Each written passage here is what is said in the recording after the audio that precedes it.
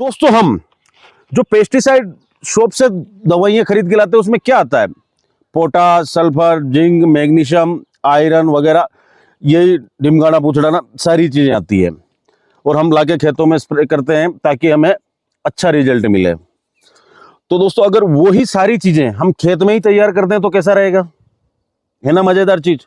तो दोस्तों, इसके लिए हमने छोड़ रखा था अफीम की खेती के लिए। जब अक्टूबर में लाइसेंस मिलेगा तो उसके प्रिपरेशन के लिए अपने खेत पहले ही खाली छोड़ रखा था कि खेत थोड़ा सा अच्छा सा फर्टिलाइज रहे। तो हमने उसमें हरी खाद लगाने की सोची।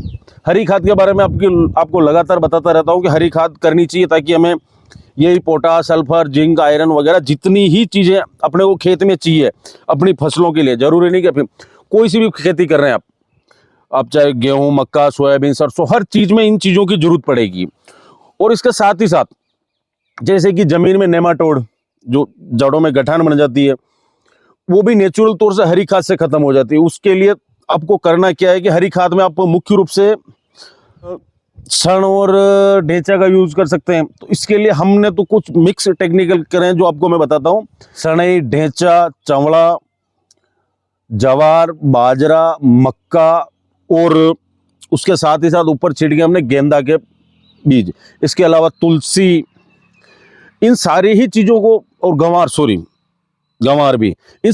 जब हम हरी खाद तैयार करते हैं तो उसका सबसे बढ़िया काम ये रहता है कि ये सारी चीज़ें जो मैंने अभी बताई थी, जिंक वगैरह सारी चीज़ें हो जाती है। इसके अलावा जो नेमाटोड के जो कीटाणु जमीन में है वो भी खत्म हो जाते हैं। आप कोई सी भी फसल लगाएंगे तो नेमाटोड की समस्या आपको देखने को नहीं मिलेगी। तो इसके लिए हरी खाद तैयार कीजिए।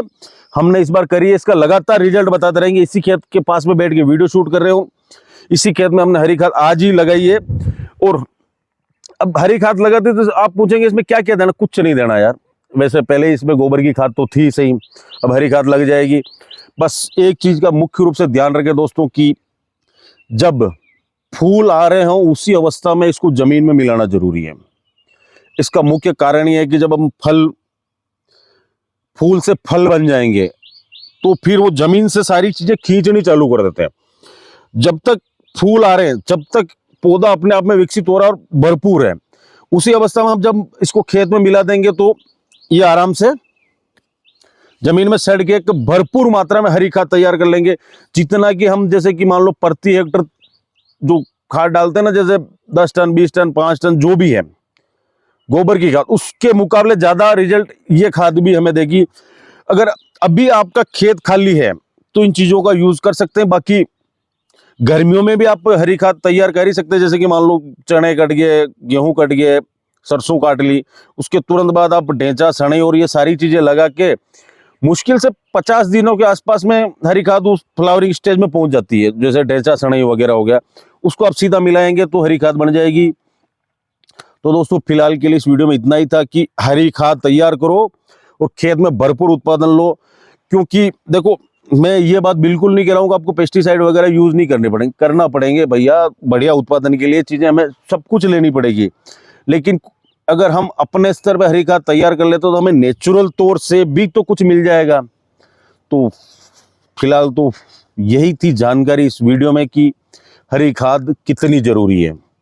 तो अगर आपने भी हरी खाद तैयार करी या फिर आपके और भी कोई डाउट है तो कमेंट करो।